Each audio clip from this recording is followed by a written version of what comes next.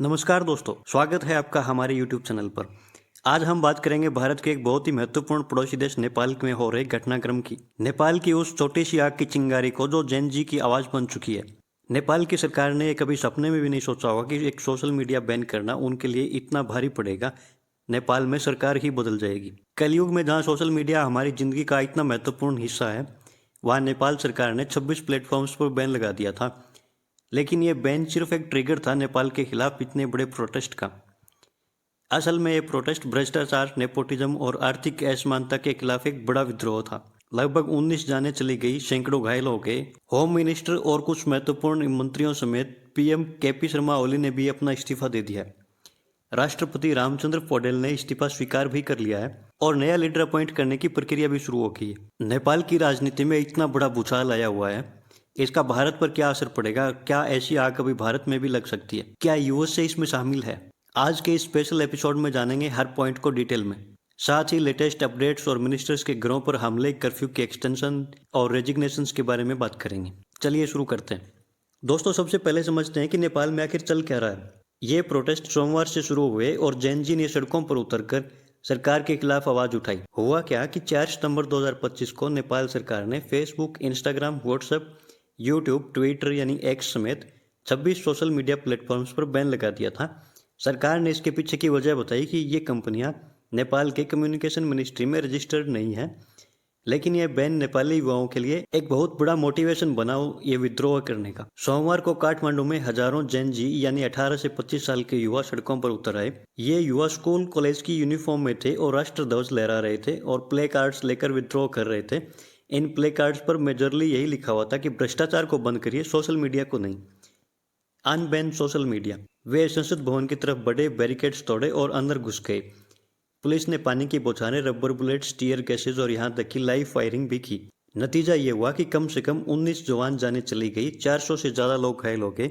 इटाहारी, पोखरा, विराटनगर, भैरवा, भगतपुर जैसे शहरों में भी हिंसा फैली। नेशनल ट्रॉमा सेंटर्स में घायलों की लाइनें लग गई और डॉक्टर्स ने कहा कि कई मरीजों की हालत गंभीर है, उन्हें सिर और छाती में गोलियां लगी। मंगलवार 9 सितंबर को सुबह सुबह प्रोटेस्ट ने केपी शर्मा ओली के घर, जो कि बालकोट में स्थित है, उसके साथ ही राष्ट्रपति रामचंद्र पौडेल के आवास, होम मिनिस्टर रमेश लेखक के घर और नेपाली कांग्रेस के सेंट्रल ऑफिस ललितपुर में आग लगा दी। कालंकी, कलिमाटी, तालाछल, बानेश्वर, चयासल, चेपागो और चेचो जैसे इलाकों में टायर जलाकर प्रोटेस्ट किए गए और रोड जाम किए गए। विराटनगर में पुलिस पोस्ट और मोटरसाइकिल जलाई गई। रोहताहट के चंद्रनिगाहपुर में पुलिस ने फायरिंग की और 8:30 बजे करीब काठमांडू में अनिश्चितकालीन कर्फ्यू लगा दिया गया, जिस पर कोई गैदरिंग और मूवमेंट पर बैन लगता है। सिर्फ इमरजेंसी सर्विसेज को इजाजत थी की, लेकिन भीड़ कहाँ मानने वाली थी। करीब 10 बजे तक प्रोटेस्ट और ज्यादा बढ़ने लगा और भक्तपुर, ललितपुर जैसे हिस्सों में भी प्रोटेस्टर्स बढ़ने लगे। प्रोटेस्ट कर रहे युवाओं ने शहीदों के लिए प्रार्थना सभाएं भी रखी और नेपाली कांग्रेस के ऑफिस में घुसने का प्रयास किया, जहां पर ट्रैफिक पोस्ट चला दी गई। नेपाली आर्मी ने मिनिस्टर्स को हेलीकॉप्टर के जरिए रेस्क्यू करना स्टार्ट कर दिया। उन्हें मिलिट्री बैरक में शिफ्ट किया जा रहा है और संसद की गार्डिंग बढ़ा दी गई है। हालांकि रात को ही सरकार ने यह बैन हटा लिया था जो सोशल मीडिया पर लगाया गया था। मिनिस्टर पृथ्वी सुम्बा गुरुंग ने कहा कि जैन जी की डिमांड पर हमने फैसला लिया है और इनकी डिमांड पर ही हमने सोशल मीडिया पर लगाए गए बैन को हटा लिया है। लेकिन प्रोटेस्टर्स यहाँ तक रुके नहीं। होम मिनिस्टर रमेश लेखक ने मॉरल रिस्पॉन्सिबिलिटी में यह इस्तीफा दिया। एग्रीकल्चर मिनिस्टर रामनाथ अधिकारी ने भी अपना इस्तीफा सौंप दिया। Water supply minister Pradeep Yadav ने कहा कि इतनी मौतों के बाद सरकार की ये हिंसक प्रतिक्रिया से बिल्कुल भी राजी नहीं है, इसलिए इस्तीफा दे रहे हैं। इसी तरह हेल्थ मिनिस्टर प्रदीप पौडेल ने भी स्टूडेंट्स प्रोटेस्ट पर सख्ती का हवाला देकर इस्तीफा दे दिया। और आज करीब 2:35 पर नेपाल के पीएम केपी शर्मा ओली ने भी अपना इस्तीफा राष्ट्रपति को सौंप दिया, जिसकी कॉपी आप यहाँ देख सकते हैं। उन्होंने कहा कि मैंने इस्तीफा इसलिए दिया है ताकि समस्या का राजनीतिक समाधान हो सके। राष्ट्रपति ने इस इस्तीफे को स्वीकार कर लिया है और नया पीएम अपॉइंट करने की प्रक्रिया शुरू हो जाएगी थोड़ी देर में। ये नेपाल की आजादी के बाद सबसे बड़ा ऐसा विद्रोह है जहां सरकार को पलट दिया गया है। क्या आपको लगता है कि सोशल मीडिया बैन सही था या फिर सिर्फ एक बहाना है प्रोटेस्ट करने का?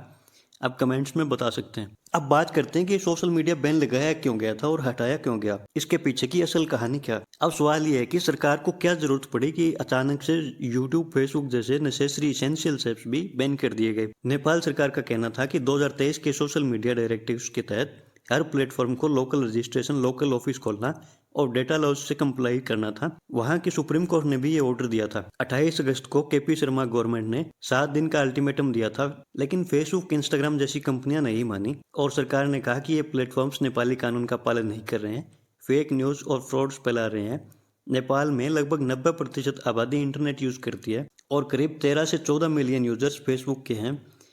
इस बैन ने न केवल न्यूज और फैमिली कम्युनिकेशन को ठप किया बल्कि बिजनेस को भी काफी हर्ट किया। और जेनजी युवाओं ने कहा कि ये हमारी आवाज को दबाने के लिए सोशल मीडिया बैन किया गया है। युवाओं ने इसे सेंसरशिप माना और टिकटॉक पर नेपो किड्स ट्रेंड चलने लगा, जहां पॉलिटिशियंस के बच्चों की लग्जरी लाइफ दिखाई गई जबकि आम नेपाली गरीबी में जी रहे हैं।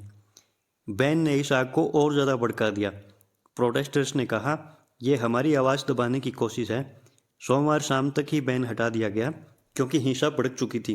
मिनिस्टर गुरुंग ने कहा कि जेनजी की डिमांड हमने मान ली है, लेकिन सवाल यह है कि क्या ये स्थायी है या फिर टेम्परेरी। इस बात से हमें दिखाई पड़ता है कि डिजिटल इंडिपेंडेंस कितना महत्वपूर्ण होता है। और लाइव अपडेट से पता चलता है कि प्रोटेस्टर ने स्लोगन दिए जैसे कि डोंट किल स्टूडेंट्स, केपी ओली, देश छोड़ो आदि। अब जानते हैं कि इस प्रोटेस्ट का रूट कॉज क्या है। दोस्तों, बैन तो सिर्फ एक ट्रिगर था, लेकिन रूट कॉज काफी गहरा है। नेपाल में भ्रष्टाचार कैंसर की तरह फैला हुआ है। 2017 का एक एयरबस का डील स्कैंडल हुआ था, जहां नेपाल एयरलाइंस ने ओवर प्राइस्ड जेट खरीदे थे।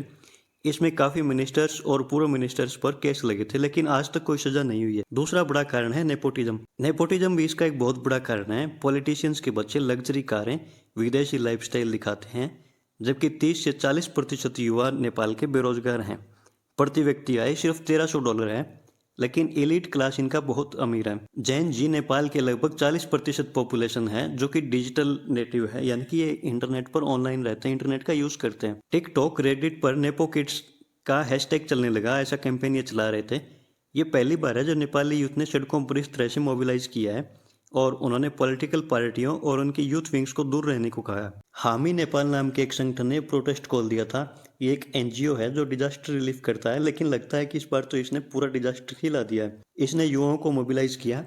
इनका कोई फॉर्मल लीडर नहीं है, लेकिन सोशल मीडिया पर एक सारा कोऑर्डिनेटेड ग्रुप के तौर पर ये प्रोटेस्ट कर रहे हैं। प्रोटेस्टर्स का कहना है कि अगर बंद करना ही है तो सोशल मीडिया बंद मत करो, भ्रष्टाचार बंद करो, लोगों को जॉब्स दो और सारे सिस्टम में ट्रांसपेरेंसी लेके आओ। ओली सरकार पर एक आरोप ये भी है कि इन्होंने आर्थिक मिसमैनेजमेंट किए हैं, चाइना से काफी करीबियां बढ़ा रहे हैं और युवाओं को इग्नोर कर रहे हैं। प्रोटेस्टर ने संसद पर कब्जा करने की कोशिश की क्योंकि ये कहते हैं कि ये हमारा ही घर है और करप्ट लोग इसको कंट्रोल कर रहे हैं। कुछ युवा प्रोटेस्टर्स की जाने चली जाती है तो ये आग और ज्यादा भड़क जाती है। इस पर एमनेस्टी इंटरनेशनल ने कहा है कि लाइव एम्यूनेशन का यूज करना बहुत गलत है, इस पर इंडिपेंडेंट प्रोब होनी चाहिए। यूएन ने भी इन्वेस्टिगेशन की डिमांड करी है। अपडेट्स के अनुसार ये क्लेशेस काठमांडू के अलावा विराटनगर और रोहताहट तक फैली है, जहां पुलिस ने टीयर गैसेस और बैटन चार्ज यूज किया है। ये सिर्फ एक प्रोटेस्ट नहीं बल्कि एक पूरे रिवॉल्यूशन में बदल गया देखते ही देखते, जहां पे युवा कह रहे हैं कि इनफ इज इनफ। दोस्तों, क्या आपको लगता है कि भारत में भी कभी जेनजी किड्स ऐसा प्रोटेस्ट कर सकते हैं गवर्नमेंट के खिलाफ? अभी जानते हैं कि नेपाल में नया पीएम कैंडिडेट कौन हो सकता है। ओले के बाद नेपाल के संविधान के आर्टिकल 76 के अनुसार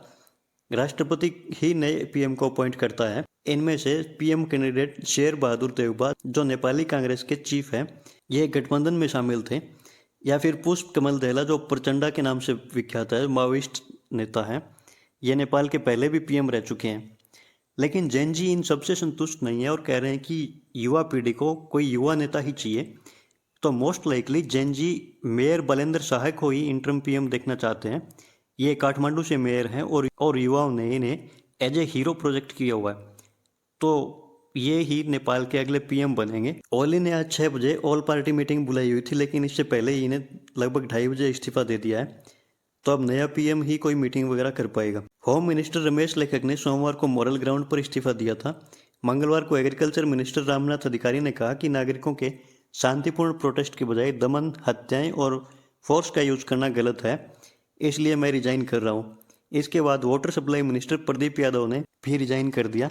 health and population minister Pradeep Paudel ने स्टूडेंट प्रोटेस्ट पर सख्ती का जिक्र करते हुए रिजाइन कर दिया। अब प्रोटेस्टर कहते हैं कि रेजिग्नेशंस काफ़ी नहीं है, पूरा का पूरा सिस्टम चेंज होना चाहिए। अब नई गवर्नमेंट ही बनेगी और हम उम्मीद करते हैं कि नेपाल में जल्दी से जल्दी शांति स्थापित हो जाए, क्योंकि भारत के लिए इसके पड़ोसी देशों में शांति रखना बहुत ही जरूरी है। पता नहीं भारत के पड़ोसी देशों को किस चीज़ की नज़र लग चुकी है। हमने श्रीलंका में भी पहले देखा है, उसके बाद म्यांमार में भी तख्ता पलट हुआ था। पाकिस्तान आए दिन ऊटपटांग हरकतें करता ही रहता है। इधर बांग्लादेश में भी थोड़े दिन पहले तख्ता पलट हो गया था।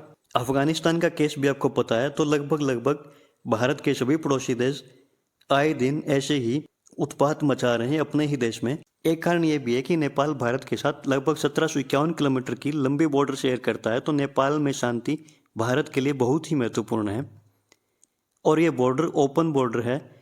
अगर नेपाल में ज़्यादा प्रोटेस्ट बढ़ते हैं और प्रोटेस्टर्स भागना शुरू कर देते हैं तो ऑब्वियसली इंडिया की तरफ आ सकते हैं, जो हमारे लिए काफ़ी सरदर्दी का काम होगा। इसके अलावा भारत पर और क्या असर हो सकते हैं देखते हैं। भारत की मिनिस्ट्री ऑफ एक्सटर्नल अफेयर ने कहा है कि हम स्थिति को क्लोजली मॉनिटर कर रहे हैं। युवाओं की मौत पर हम दुखी हैं और सभी पक्षों से शांति की अपील करते हैं, बातचीत से इस मसले को हल करें। इसके अलावा भारत सरकार ने भारतीयों को एडवाइजरी भी जारी की है कि कॉशंस रखिए, नेपाली अथॉरिटीज़ के गाइडलाइंस को फॉलो करिए। कुछ हेल्पलाइन नंबर्स भी जारी किए गए हैं। 1751 किलोमीटर लंबी ओपन बॉर्डर पर विजिलेंस बढ़ा दी है क्योंकि प्रोटेस्टर्स बॉर्डर पार कर सकते हैं। एयर इंडिया और इंडिगो ने अपनी फ्लाइट्स भी कैंसिल कर दी है काठमांडू रूट्स की ओर। हालांकि अभी फिलहाल के लिए काठमांडू एयरपोर्ट भी बंद कर दिया गया है। इससे इकोनॉमिक इम्पैक्ट भी इंडिया और नेपाल के रिश्तों पर आएगा। नेपाल का टूरिज्म भी काफ़ी हिट होगा। यूएन ने भी इस पूरे नेपाल इंसिडेंट को शॉकिंग बताया है और ट्रांसपेरेंट इन्वेस्टिगेशन की डिमांड करी है। हालांकि यूएन का इतना इन्फ्लुएंस रहा नहीं है। यूएसए, यूके, जापान और फ्रांस की एम्बेसीज ने एक जॉइंट स्टेटमेंट जारी किया है जिसमें लिखा है कि रेस्ट्रेंट्स रखो, राइट्स प्रोटेक्ट करो। चूंकि नेपाल के सोशल मीडिया बैन से सबसे अधिक इफेक्ट यूएसए की कंपनियों को होना था, तो क्या आप सोचते हैं कि यूएसए इसमें इन्वॉल्व हो सकता है? हालांकि इसका कोई डायरेक्ट एविडेंस तो अभी तक नहीं आया है और यूएस एड की फंडिंग पहले ही बंद हो चुकी है। लेकिन कुछ पोस्ट में इसकी कंस्पिरेंसी थ्योरीज तो आने ही वाली है, तो इस पर भी देखना होगा। मेनली इसका प्रोटेस्ट का रीज़न यही था कि ह्यूमन राइट्स वायलेशन और करप्शन के बाद ही ये प्रोटेस्ट इतने हैवी हुए थे, क्योंकि नेपाल की जनता को लगता था कि सोशल मीडिया बैन करने से आपने एक मेजर इनकी वॉइस को दबाने का काम किया है, और जो सही भी है। अब देखते हैं कि भारत पर इसका क्या असर होने वाला है। नेपाल भारत का एक बड़ा ट्रेड पार्टनर है। 2024 में लगभग $8 बिलियन ट्रेड हुआ है दोनों देशों के बीच। बॉर्डर ओपन है और लाखों नेपाली लोग भारत में काम करने आते हैं। आपने हमारे आसपास देखा होगा कि नेपाली कुक बहुत काम करते हैं यहाँ। इस प्रोटेस्ट से नेपाल में माइग्रेशन बढ़ सकता है। बॉर्डर सिक्योरिटी को काफ़ी चैलेंजेस आएंगे। इकोनॉमी, टूरिज्म और रेमिटेंसेस भी हिट होंगे। और अगर नेपाल में पॉलिटिकल स्थिरता आती है तो चाइना का इन्फ्लुएंस काफ़ी बढ़ सकता है, जो भारत के लिए एक बहुत बड़ा स्ट्रेटेजिक थ्रेट है। हालांकि भारत और चीन के रिश्ते सुधर रहे हैं, लेकिन चाइना पर भरोसा करना इतना आसान काम नहीं होता है। और अगर नेपाल में चाइना का इन्फ्लुएंस बढ़ा तो भारत के 1751 किलोमीटर लंबे बॉर्डर पर हमें बहुत ज़्यादा विजिलेंट रहना पड़ेगा। फिलहाल के लिए ट्रेड और फ्लाइट्स पर तो असर पड़ ही रहा है। अब आपके मन में एक क्वेश्चन ये भी उठ रहा होगा कि जब भारत के पड़ोसी देश ऐसे बिखर रहे हैं तो कभी भारत में भी ऐसा इम्पैक्ट आ सकता है या नहीं? इस पर आपका क्या सोचना है? मेरे हिसाब से ऐसा भारत में कभी नहीं हो सकता। इसके कुछ ठोस कारण इस प्रकार है।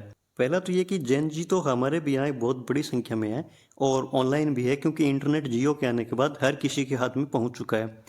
लेकिन हमारा जेन जी काफ़ी शांतिपूर्ण है। भारत में बेहतरीन सोशल मीडिया यूजर्स हैं, लेकिन वो ज़्यादातर मुद्दों को डिजिटल डिस्कोर्स और संवैधानिक तरीकों जैसे जनहित याचिका, सोशल मीडिया कैंपेन और ट्रेंड्स से उठाते हैं, न कि सड़कों पर उठकर।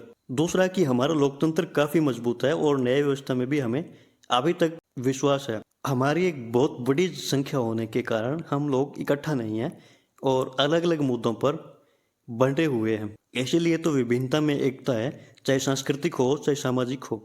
एक बड़ा कारण ये भी है कि भारत का जेन जी काफ़ी अवेयर है इन सब चीज़ों को लेकर। छोटे मोटे नॉइज पर इंडियन जेन जी बहुत ज़्यादा रिएक्ट नहीं करता है। वोट चोरी आदि पर भारत में ऐसे लोग एकजुट होंगे ही नहीं। दूसरा सबसे बड़ा कारण यह है कि भारत की सेना भारत के प्रति काफ़ी लॉयल है। म्यांमार जैसे मिलिट्री को तो हमारे यहाँ बहुत बहुत दूर की बातें हैं। और दूसरा, हमारे यहाँ हर 5 साल में इलेक्शंस होते रहते हैं, तो किसी को कोई तकलीफ नहीं है। स्टेट्स में भी सरकारें बदलती रहती है। एक हमारे जेन जी के सामने करियर को लेकर बहुत बड़ी समस्या रहती है। बाहरी टूलकिट जैसे वोट चोरी आदि से हमारे जेन जी को कोई फर्क नहीं पड़ता।